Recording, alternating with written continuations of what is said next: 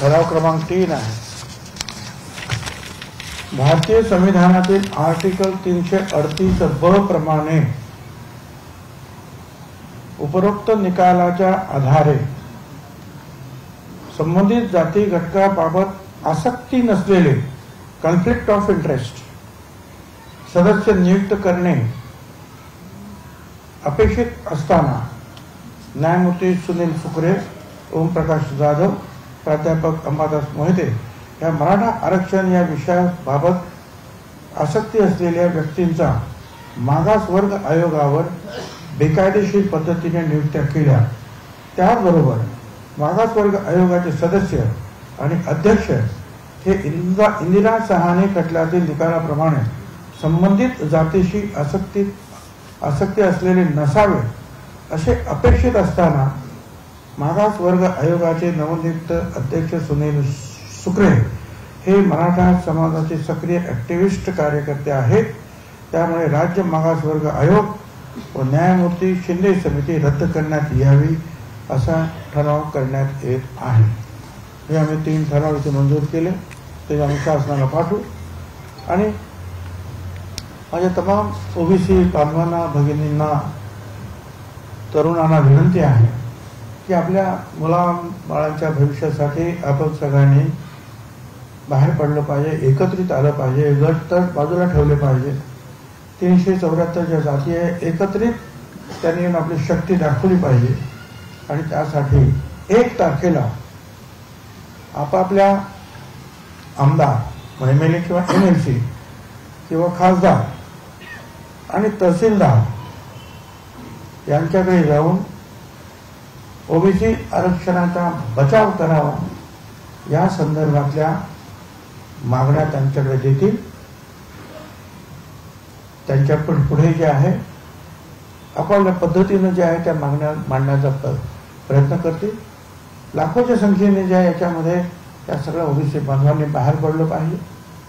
आणि हा कार्यक्रम सगळ्या आमदार खासदारांना कळलं पाहिजे की ओबीसी भटक्या विमुक्त हे सुद्धा या राज्याचे नागरिक आणि मतदार आहे, ज्यांची राजकीय पक्षांना आणि निवडणूक लढवणाऱ्यांना गरज आहे.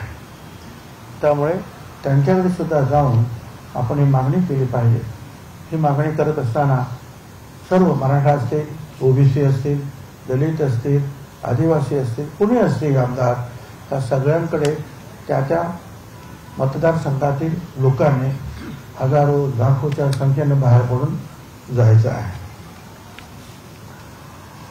16 फेब्रुवारीपर्यंत हा जो सगळे सोयरेचा जो काही मसुदा पाठवलेला आहे त्याच्यावर लाखो हरकती ज्या आहेत त्या सगळ्यांच्या आमच्या वतीनं जे आहे आम्ही दाखल करणार आहोत.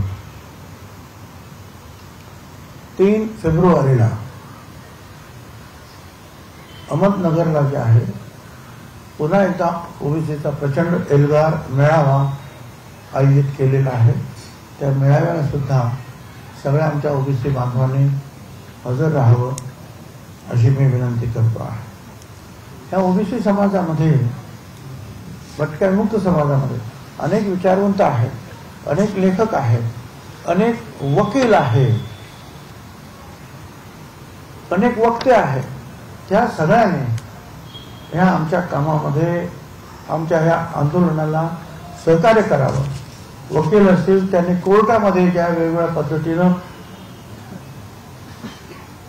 आपलं जे आहे ते पूर्णपणे शक्तीनं कोर्टात उभं राहून ओबीसीवरचा अन्याय कसा होतो हे कोर्टाला आपण पटवून दिलं पाहिजे.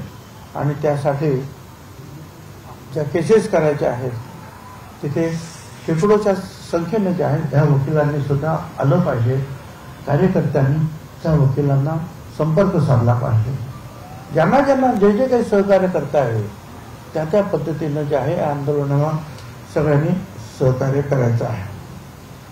नंतर हा विचार सुरू आहे अजून, त्याचं जे आहे फायनल जे आहे तारखा किंवा इतर सगळ्या गोष्टी ज्या आहेत डिटेलिंग जे आहे आता आम्ही करतो आहोत. आणि ते म्हणजे महाराष्ट्र यात्रा ओबीसीची हे आपण काढतो ओबीसी एल्गारची महाराष्ट्र यात्रा. त्याची सुरुवात अर्थातच मराठवाड्यातूनच होईल आणि त्याची तपशील जो आहे आता लवकरच जो आहे जाहीर करण्यात येईल. आणि या राज्यामध्ये ओबीसी घटका विमुक्त समाज हा 54% आहे. पण त्याचबरोबर माझी विनंती, जी शेड्यूल कास्ट आहे, दलित, जी शेड्यूल ट्राईब आहे, आदिवासी आणि इतर समाजाचे जे लोक आहेत, त्या सगळ्यांना माझी विनंती आहे की हे आक्रमण जे आहे झुंडशाहीचं आक्रमण आहे, ते आज ओबीसीवर होत आहे, उद्या कुणावरही ते होऊ शकेल.